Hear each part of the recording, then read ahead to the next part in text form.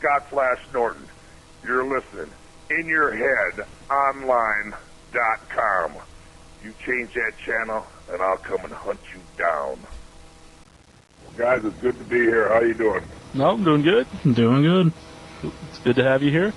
And right off the bat, we have a caller here. Who is this? This is Brian. I'm the one that called last week asking about Bobby Richards. Okay, you're on air with Scott Norton. You can ask the first question. Okay, Mr. Norton, what I was wondering about is what was it like in North Korea when you went there back in '95 for that really big show that they had there? I mean, is it restricted and basically as much of a police state as everyone says it is, or what exactly is it like over there? It's multiplied by 10. It is the most. It was a shock. It was just when we got to North Korea. We're all excited about going. We all knew there was communist country and so on and so forth. And I remember talking with Flair. He was kind of worried. We got there.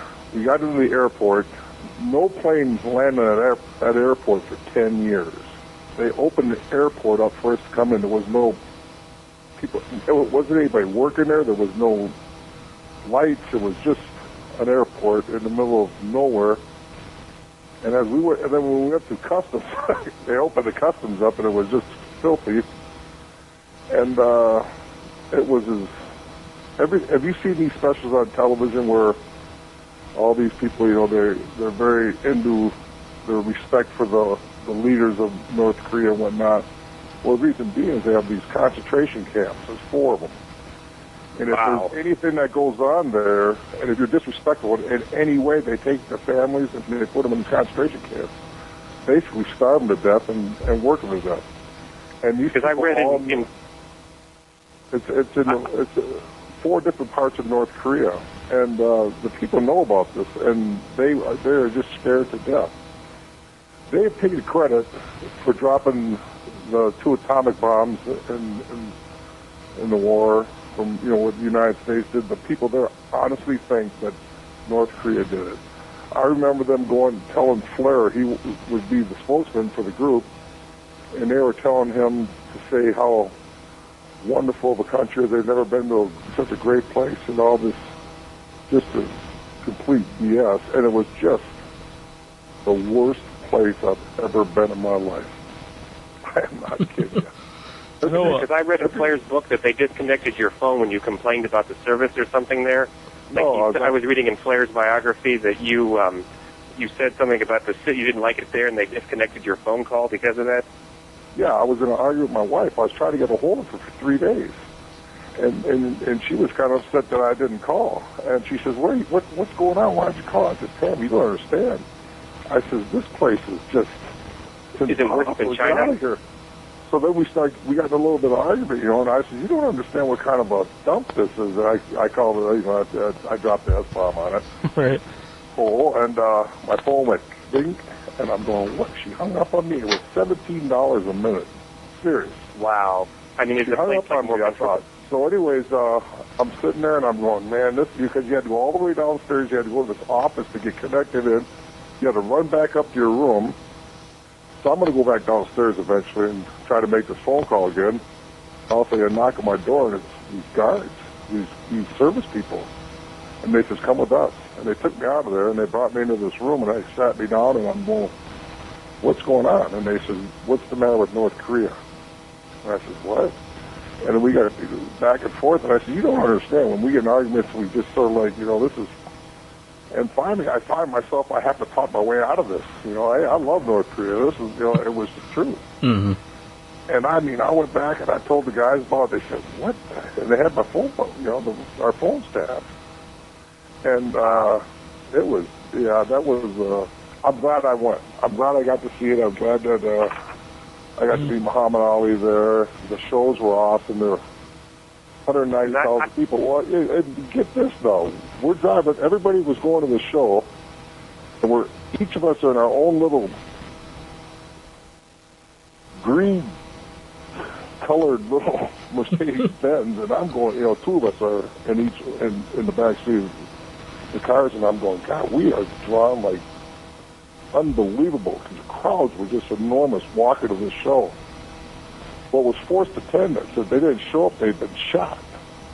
And that's the truth. Mm-hmm. They would have been dead. So everybody was going. I mean, if they were told to go, they were there. Right.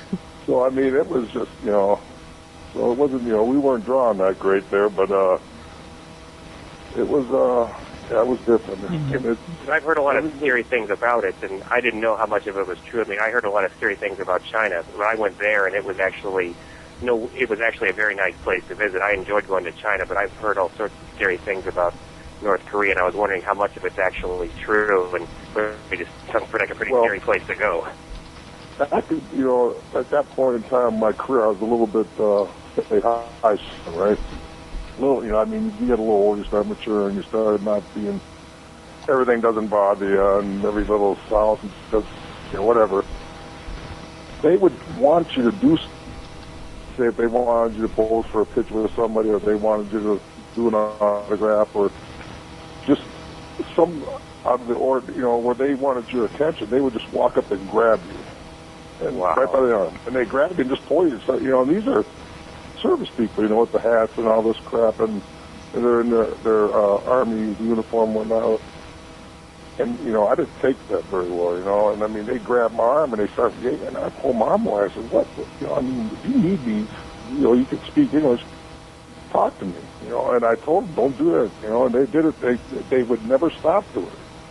So after the phone call deal, and, going into the room and being interrogated for about 45 minutes, you just sort of had to take it. And it was just, it was frustrating.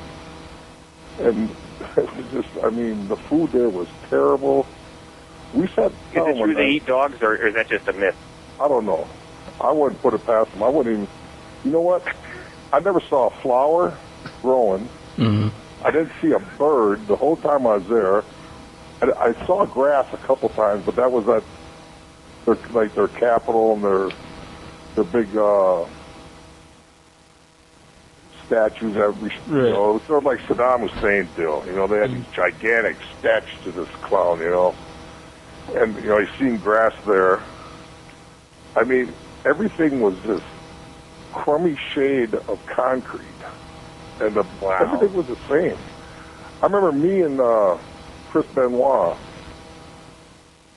we were hanging out, and when you would leave the hotel, you had guards follow you, And Benoit, we call him the silent assassin. He's just, he's always doing something, but he's very quiet about it, Mm-hmm. So anyways, to go across the street, you had to go underneath the street in these tunnels. So we start walking around, and we noticed that we're being followed. It was pretty obvious. So we go walking along, and also we go down underneath one of them tunnels, and as soon as we got down in the bottom of the tunnel, we kind of went quick. Chris said, let's go. And we take off running like a couple of idiots. We turned the corner, and we came up the other stairs, and there they are. They were all over us. Right back to the hotel we went. They didn't let you go nowhere. They took all of our reading material away. You couldn't have no music. You couldn't, nothing. Oh my gosh. Yeah, it was, but the show was great. Meeting Muhammad Ali was just unreal. And, I've talked about it a zillion times at parties with friends and interviews like this. And, I guess it's one of them kind of deals. You're glad you did it. But if you get the opportunity, Mr. Norton, you should check out the movie Team America. I'm sure, based on the fact you've actually been there, you probably might find it a funny movie.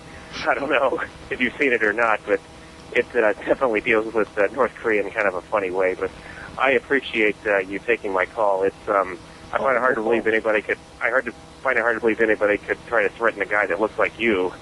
Well, I just watched a special on the Discovery Channel about North Korea probably 2 weeks ago, where this doctor from the United States goes there, and their food is so bad, and that they get the glaucoma, their eyes, they go blind because there's no vitamins when they're young, and usually people in their late 80s and 90s get this problem, but their children and young adults are blind over there, and this doctor goes over and does the cataract thing where he takes them out, and all these people are blindfolded for like a week, and the doctor does 1,000 operations while he's there in like a 10, 12-day period. So he's doing, hundreds of operations, and I mean, he brings his team over there.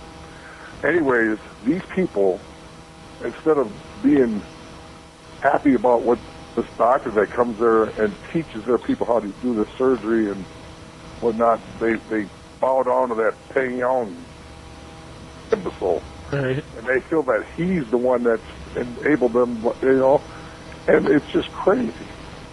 Wow. But, so, yeah, I'm happy to talk about it, because it's a unique experience, and it's just something that, I'll probably be talking about this until the day I die. I mean, I've had a lot of discussions with it, especially with guys that I do, from the minute, that they're going back and forth from Iraq.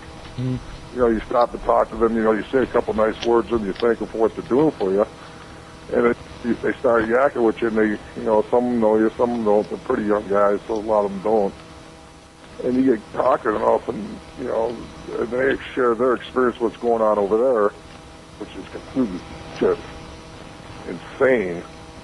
And then you start talking about, what you went through in North Korea, and so it's kind of neat to share that with them.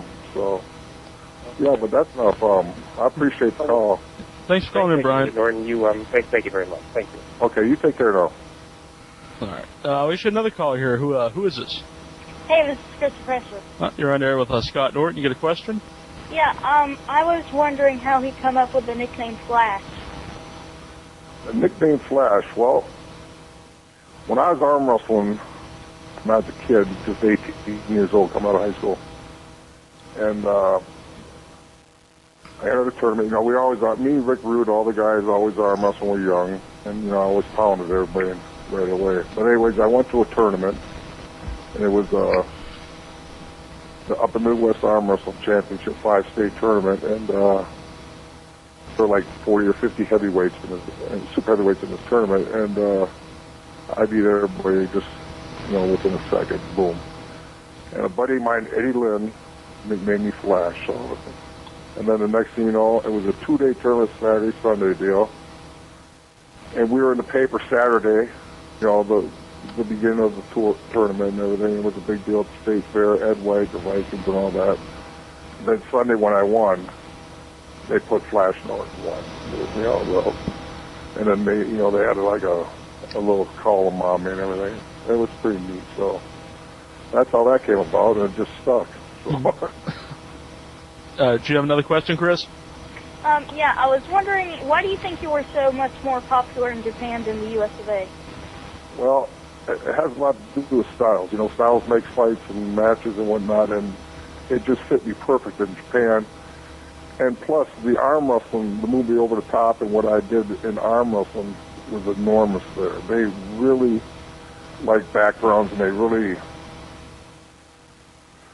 get into what you did before you came to Japan and wrestled, and then they just feed off it. And then my style is just perfect for Japan. I mean, as far as, it's a very physical type wrestling over there, and I mean, it's right up my alley. And, opportunity, too. I mean, they opened the door, they gave me a very good opportunity there, and I took advantage of it, and, it worked. Thanks for calling in, Chris. Thanks. Thanks, Chris. Yeah. Talking about Japan, they have a history of, like, the big American heels, Stan Hansen and then you, Vader. Is there any, like, new guys you think that would fit in that role? And the Stan Hansen Vader role? Yeah. For like a big American guy? No? Well, there's a big American over there, but there's nobody that's a huge monster, little banger like that. Mm-hmm. Not like, like Brody, Stan, mm-hmm. Vader. I mean, I guess I was the last one along those lines type of guys.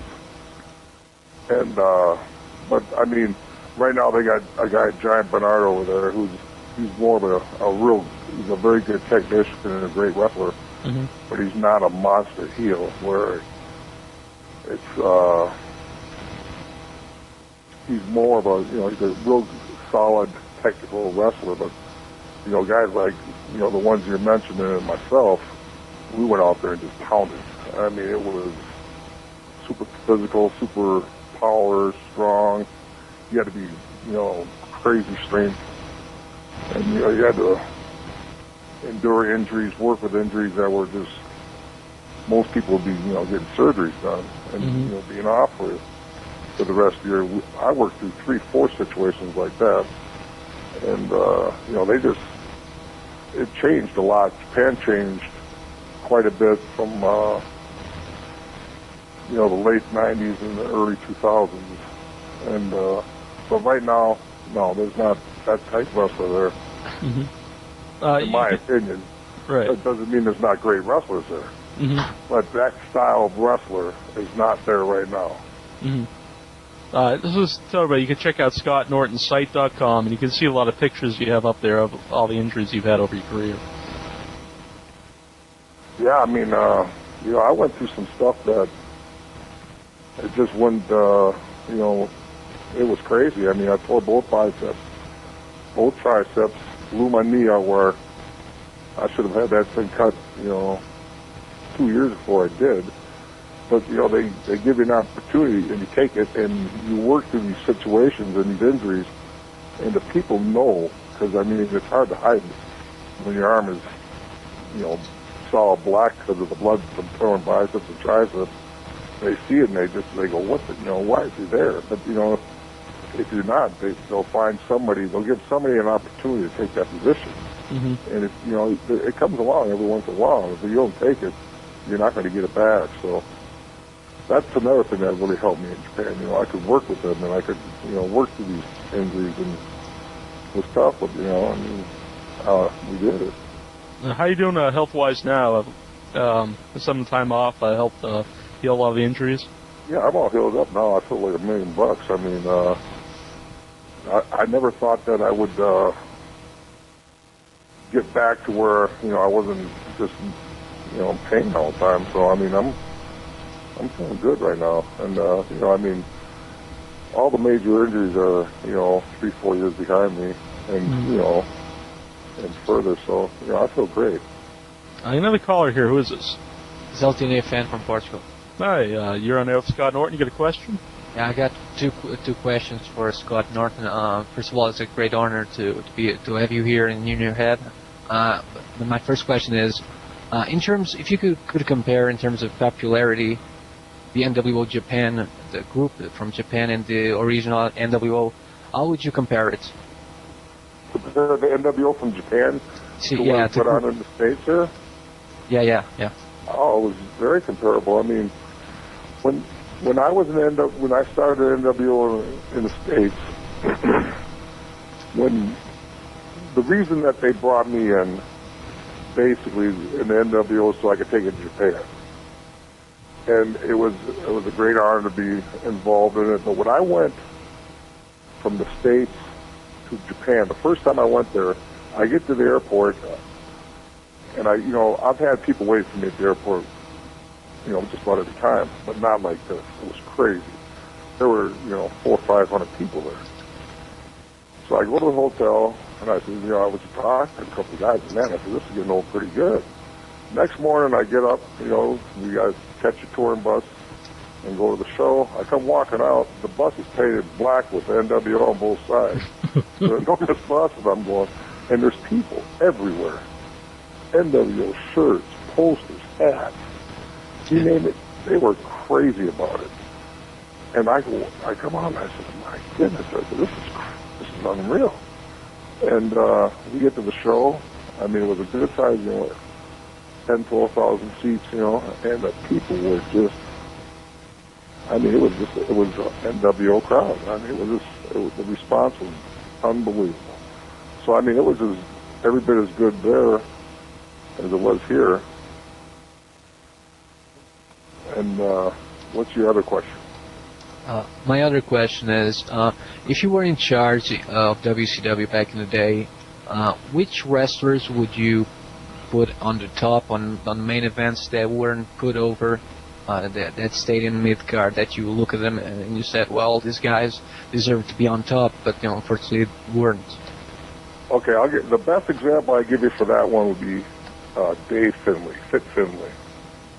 Mm-hmm. You know, he came from Europe and is as good a pro wrestler as you're going to find. And for him to be injured in a hardcore match and put in the position that he was in, I couldn't believe, because he was as talented as any pro wrestler that's ever laced him up. And he never got an opportunity. He was there for quite some time. Mm-hmm. So I would say Fit myself. I think he's up. Yeah, you go on, sorry. And, you know, there's a lot of guys. When you have that many guys working in the business, and, you know, everybody wants to do as best they can and get as good as they can get, you know, there's a lot of guys that they can plug right in and boom. You know, I've told this story and I've explained this a number of times where I remember the AWA days, you know, I was a big fan of AWA. And when Nick Bockwell had the belt, he did a loop with all the major cities, all through Canada and the States. He wrestled Jake the Milkman Milliman in a title match and sold out every night. Now, when you can go from top to bottom like that, then you got a group of guys. Mm-hmm. Well, they had a group of guys, about 35, 40 guys. Well, WCW had 175 guys under contract. So, I mean, you know, there's a zillion guys. There's guys that would come to work and you go, when did you sign? And you go, I've been with the company for 3 years. I go, what? You know what I mean? So, yeah, I mean, there's a lot of guys. But the one guy that was Dave Finley for sure. Thanks for calling in, LTNA fan. Jack, I just wanted, just one more quick question. Is Scott Norton's thoughts on Antonio Inoki? Just this. Okay. My thoughts on Antonio Inoki. Yeah. Wow. Probably the biggest icon I've ever been around in the business. I mean, I know how enormous Flair and Hogan are here, and The Rock and Stone Cold, but that country literally drops to its knees for this guy. I mean, he is, and there's an aura about the guy. I mean, he is a monster figure in Japan, and he and I have a really good work relationship. We have a good personal relationship. I've been out to incredible dinners with, you know, high-profile sponsors in Japan where it was just unbelievable times where I just sat and shared a glass of wine talking with him, and it just, I mean, he's got, you know, he's got a thing going on, you know, and I mean, he is just, it's unbelievable. It's more mainstream than like you know, the big wrestlers here in the United States. You know, everybody in Japan knows who Antonio Inoki is. Sure, and I mean, it's just he's an icon. So, yeah, he's a politician as well. Pardon me? He's in politics now as well in the parliament. If I'm not mistaken. He's always been involved with the politics part of it, you know, and so right now I guess he's well, I know he is. He's he's broke off from New Japan and he's doing his own wrestling company. So I think it's June 29th it debuts. Thanks for calling in, man. Okay. Okay. Bye. Bye. Okay. Thank you. Yeah, I just wanted to bring up when you said about Finley. I think he's really proven that you know, he could really get over big in WWE. This is you know, like 10 years later, and he's finally getting like a big push. And I don't think anyone really expected him to get over as well as he has. Oh, I knew it as soon as they. There's no question in my mind. I remember the first time I met Dave. I was in Japan, and him and Taylor came in, and you know, I met him on the bus. They're just great guys. And Ben walked up. He said, "You got to watch this guy tonight." He said, "It's unbelievable." And I thought he was kidding me. You know, because you meet Dave, you know, he's a great guy. You know, but then again, you know, half the time you never take Benoit serious, anyways. Another half the time he tell you the truth. But anyways, you know, I watched him and I just was, wow, this guy can just flat out go. And I mean, he wrestled that 3-week tour. He was in the main event last night. I think he wrestled Hashimoto or, it was Hashimoto. And it for sure was Hashimoto's best match to date. It was just, for him to be doing what he's doing right now, there's no question that, I hate to say I told you so, but I knew it. Right. I knew he would get over. There's just, for sure. You got a caller here. Who is this? Hi, this is Ryder. Oh, you're on air with Scott Norton. You got a question? Yeah, I have a couple. It's a great pleasure to talk to you, Mr. Norton. Thank you. My first question is, how did it feel to be I think the second ever American after Vader to win the IWGP title? Well, that was a great honor. I mean, they don't hand that thing out. I mean, that belt meant more at that time than probably any other belt in wrestling, and especially in Japan. And, it was a great honor to win that. And I was lucky enough to win it twice, or fortunate enough. And, that was a big high in my career. What was that night like? Or how far in advance did you know you were going to become that prestigious champion? Well, I knew as soon as I went to New Japan that I would be IWGP champion. It just, didn't matter of time. So, everything led up. My whole career in Japan was, the beginning was just a whirlwind. I mean, every match, every night, every day, it was, you're in front of publicity cameras,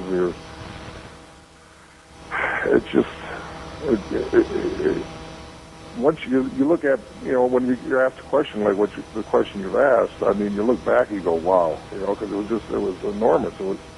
Everything was going on so much, and it was just, you knew that the position I was in, that, I was going to be in for some really, prime matches and big time deals, so it was great.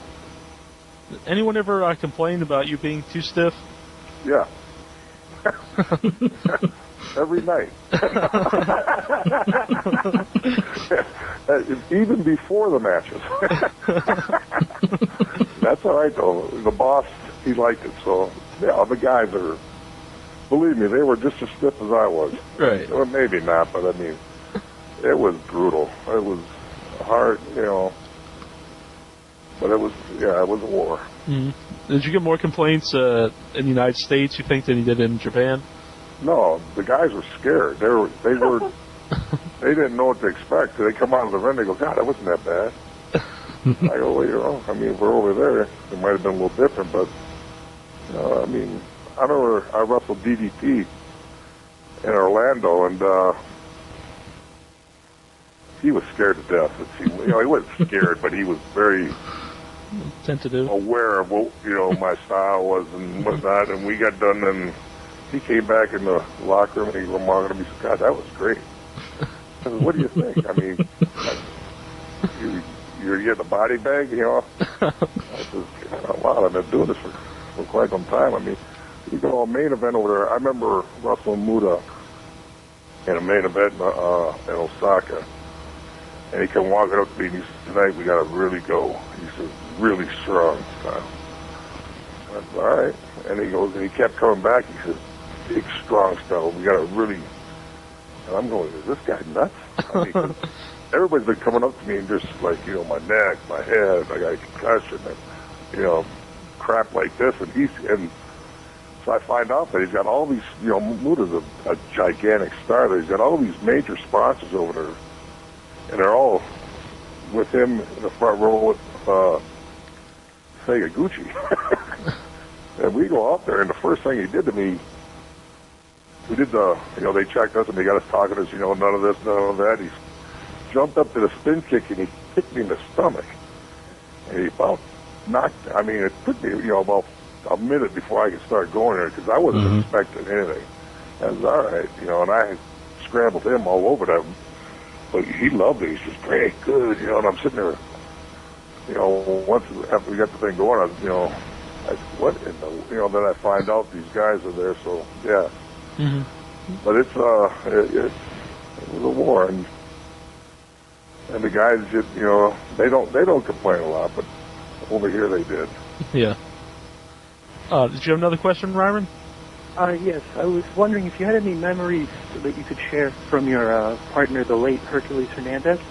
Oh man, that guy was one of the greatest partners a guy could ever ask for. I mean, we'd be, when he came in, you see, the reason they put he and I together, they brought Bill Kazmaier in, and they wanted me and Bill to tag together, and they brought him in for the Dome, and then they got us together, and they wanted, they asked Bill if he would tag with me, and at that time they're giving me the monster push, and he turned it down. So then they brought in Herc, and when Herc came in, I was green. I mean, I had no idea at that level. I mean, I was good, I was fair, I was coming, but I wasn't at that level. Main events I was thinking too much in the ring. I was too worried. I wasn't concentrating. I wasn't relaxed. He came in, and from the first match I wrestled him, everything got easy. It was just, I mean, he just made it so understandable, and he did so much for me. It was unbelievable. I mean, he did anything I needed. It was unreal what how he brought me to a different level. And then the office knew it, the fans knew it, I knew it, everybody around me. And he just brought me to a whole different level. And the guy was he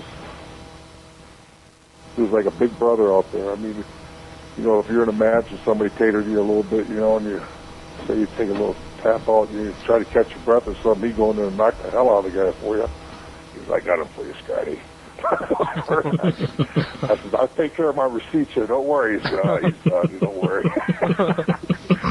Yeah, I loved him, man. He was just a great tag team partner. Would you like to have like a run in the U.S., as you guys, as a tag team? Sure. There is no place. We got over so big in Japan, and we had matches with Steiner that were just unbelievable. Mm-hmm. And those matches would have got over just as big here or bigger in the States as they did there. I mean, it was, there was no doubt that we'd have been a tag team that would have drawn money, would have been popular, been liked. And, there was a lot of big tags here that we could have worked with, too. Mm-hmm. Now, speaking of the Steiner brothers, do you think Scott Steiner's kind of underappreciated just as a wrestler? Because at that time, I think there was like no better team to watch than the Steiner brothers. And I think Scott Steiner, he did so many innovative moves that really invented moves that people still use and some that no one ever duplicated. Yeah, I always said if I could have a guy to work a single match with on the big show, and it really would be there for you, and you just unbelievable worker with Scotty. Mm-hmm. Bobby in his what he did was awesome too, but Scotty had he bumped, he just was physical, he was strong, he was everything. Mm-hmm. And a lot of things what my understanding with Steiner's why they got a huge push and they did great, but in the States of the interviews, and I guess that kind of hurt him a little bit at the beginning. Then Scotty turned out to be one of the best interviewers in the business. And, but yeah, I think Scotty got, I'm pretty sure, the guys got nothing but respect for him, and they all know. I mean, and the fans, I didn't think that was even. I think some people now just kind of see him as, Big Papa Pump, but maybe they just didn't see him back then. But I remember watching the Steiner Bros. I always thought, at the time, he was like my favorite wrestler to watch. Yeah, he was. I remember when I'm out there with that malt weighing about 290, killing people. You always, you get your first class ticket with Scotty because you wouldn't go fly coach with him. You're going up and over. Yeah, he was a powerhouse. But yeah, I really never looked at it that way, but maybe so. But as far as what the guys think and everybody I know, total respect and just a great worker. Yeah, I always thought if he would have came up with the big Papa Pump character, like when he was really in his prime, he would have just been like the all-around the best guy in wrestling. Well, you got to remember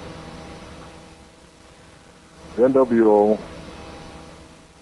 the number of elite guys were there involved in that. Mm-hmm. Scotty being one of them. Mm-hmm.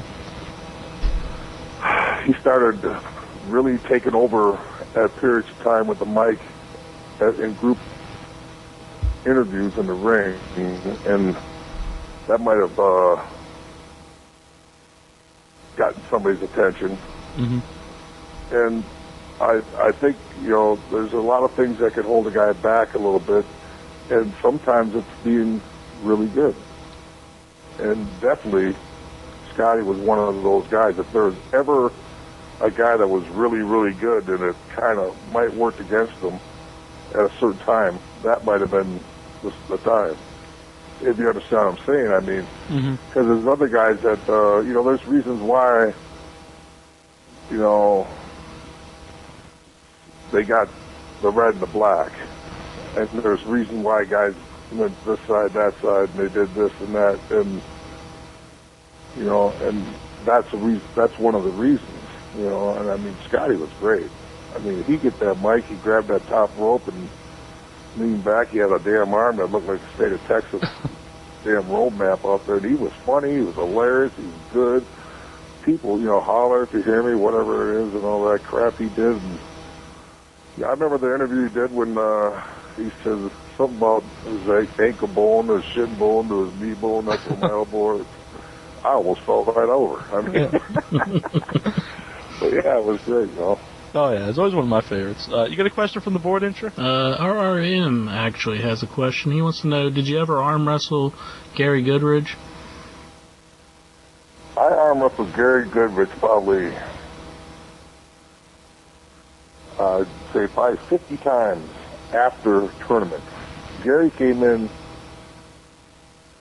when I was at my best. He was just getting going. And, he used to always pull after the tournament's over, we always get together, all the guys. They'd grab a few beers, you'd sit there and you'd yank with the guys. We'd sit there and talk back and forth, have a good time. And I arm up with Gary a zillion times doing that. And absolutely no resistance.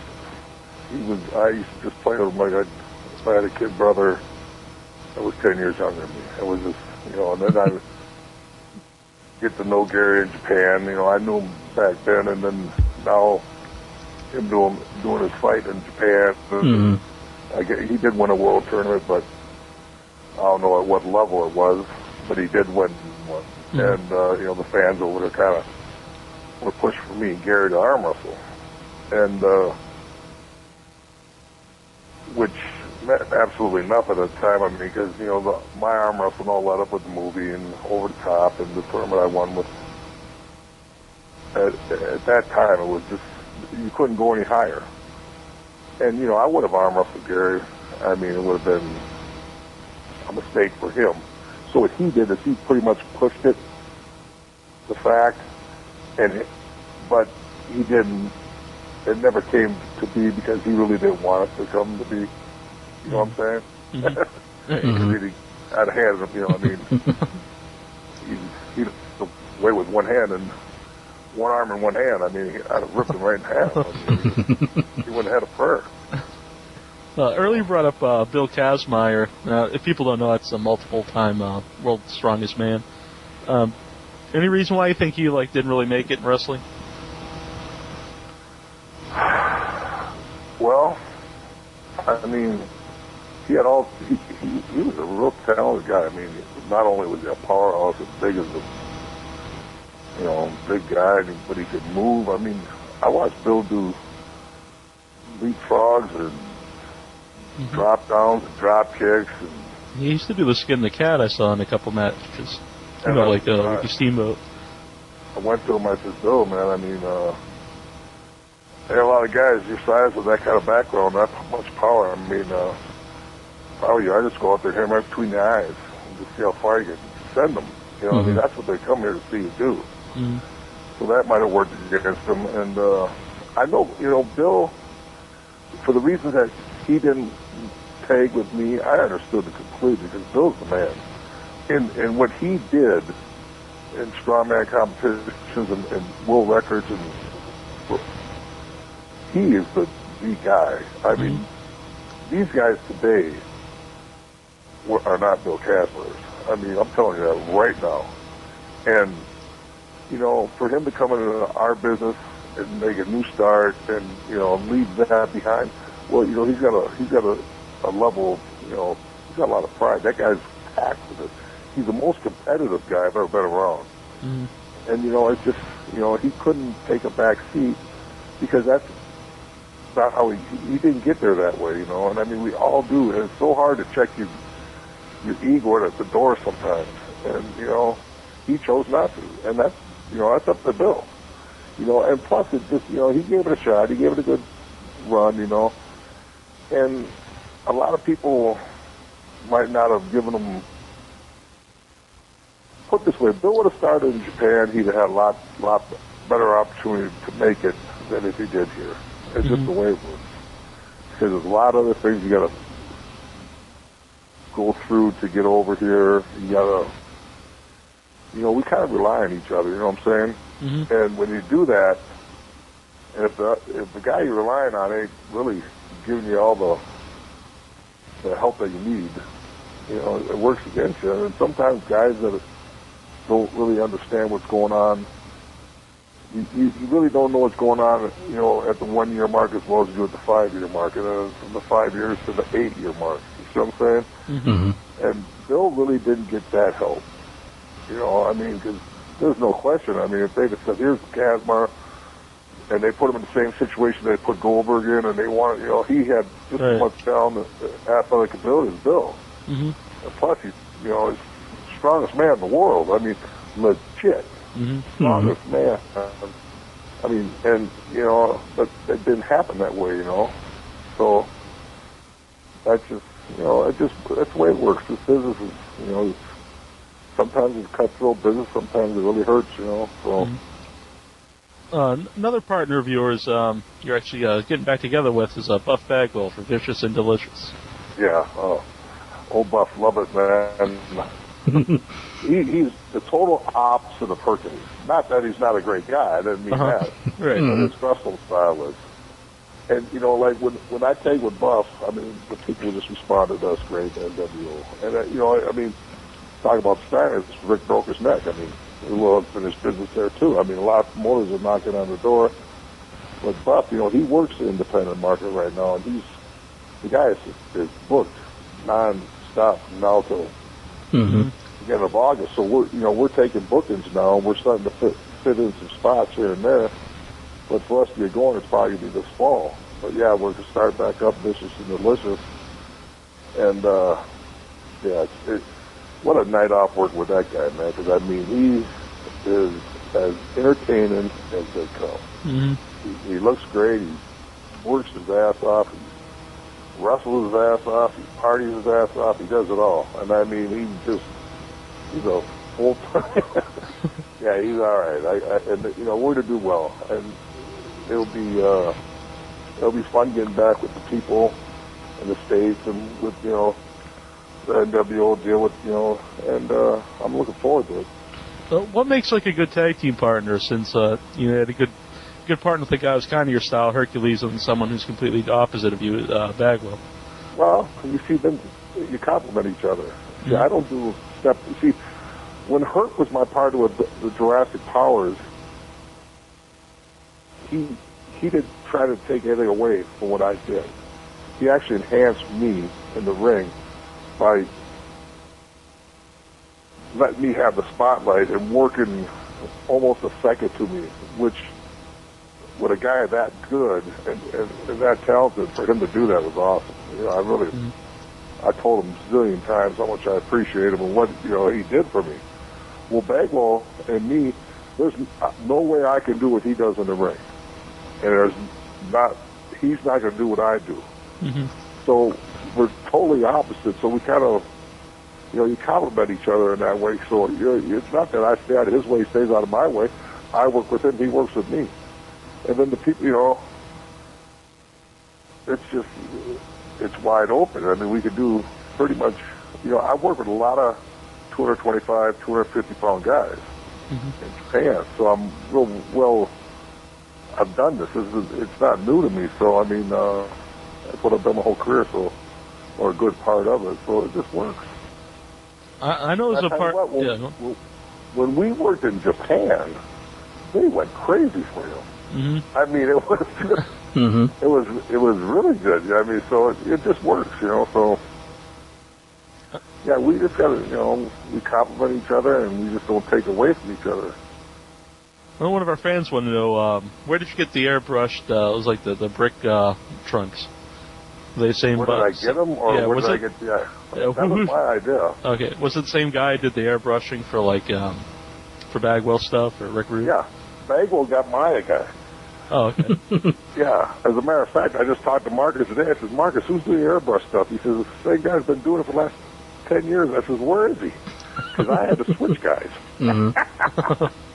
So I'm going back to this guy. I'm getting his number tomorrow. But yeah, I got him at this art store. I got his card off a pinup board, and yeah, he does awesome work, and yeah, he can.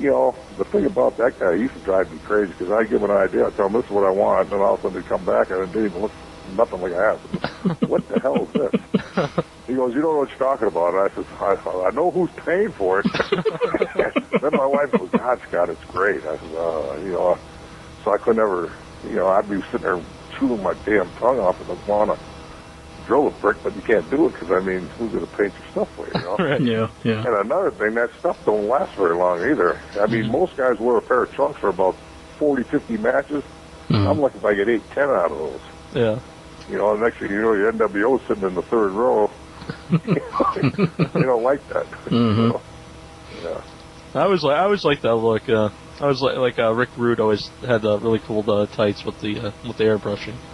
Yeah, and I don't, I never talked to Rick about who he used for the, and I'm sure it was someone with the Federation up there, but his stuff's been phased. I asked him how long he had that, because I remember seeing that with in Japan, he had the girl on the butt and all that. Right. I said, God, how many of them you got? He says, oh, that's the only one I got. I said, you had that for a long time. Well, yeah, they thought it was good. I was mine don't. Did you know Rick Rude before you got into wrestling? Yeah, I met Rick when I was in junior high school. We went to school together. Yeah, Kurt Hennig. First time I met Rick Rude, I lived about 6, 7 blocks away from junior high school, and my last class was gym. And I used to walk right out of the gym and cut through the football soccer field on my way home.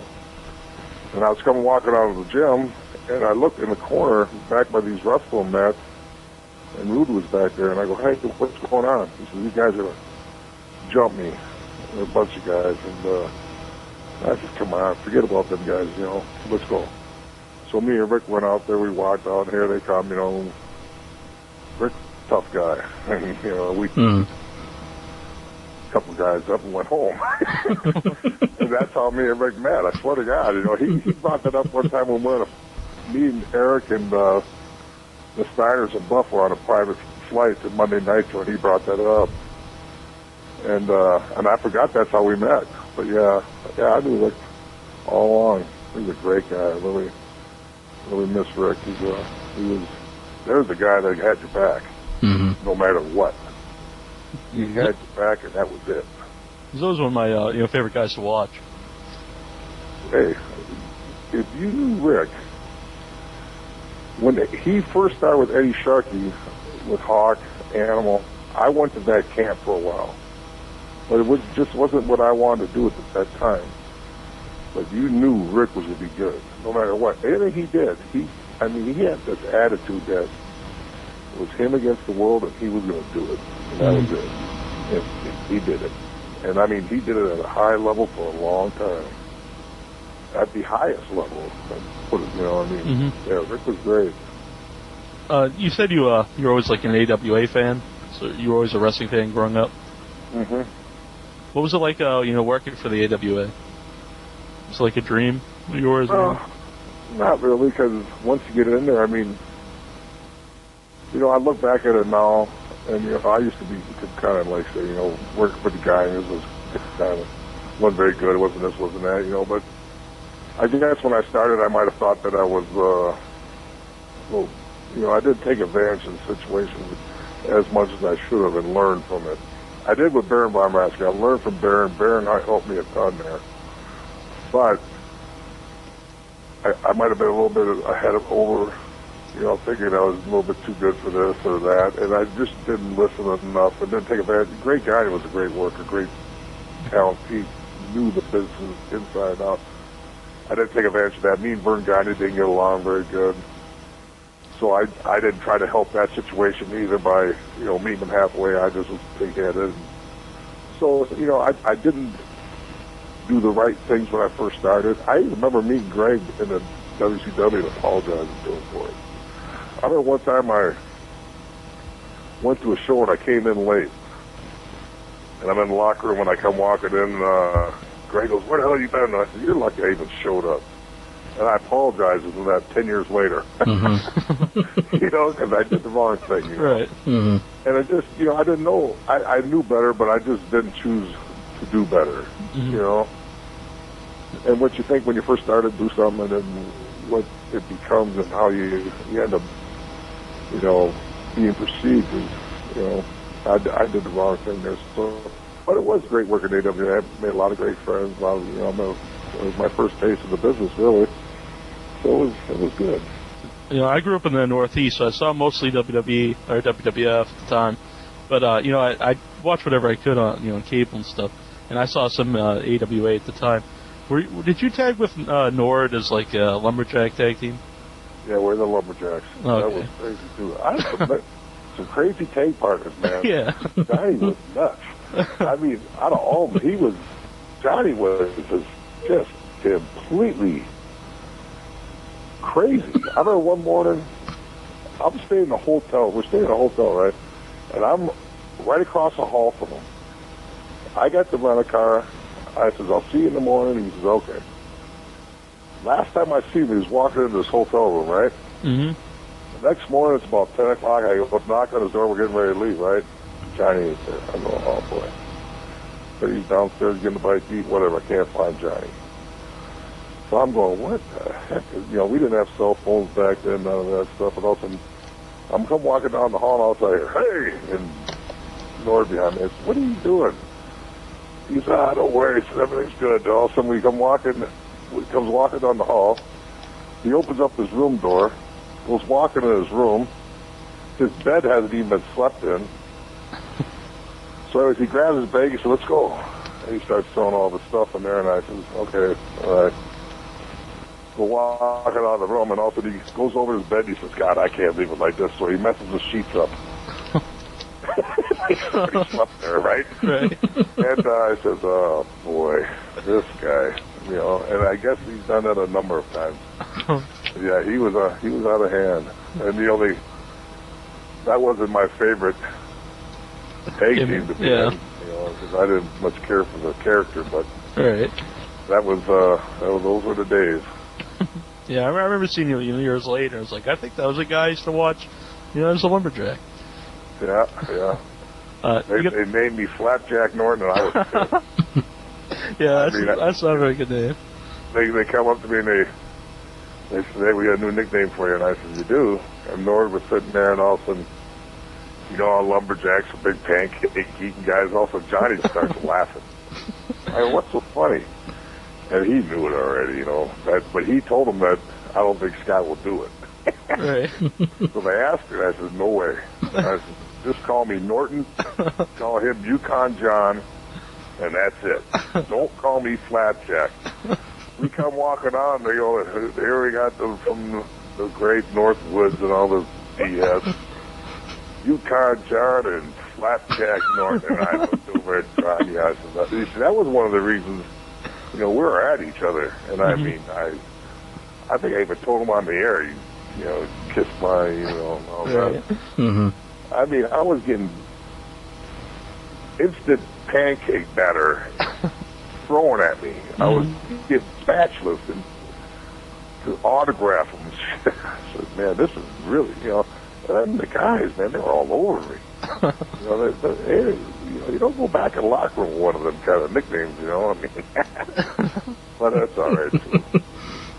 It's over. As a matter of fact, they brought that up a couple times just recently in Japan.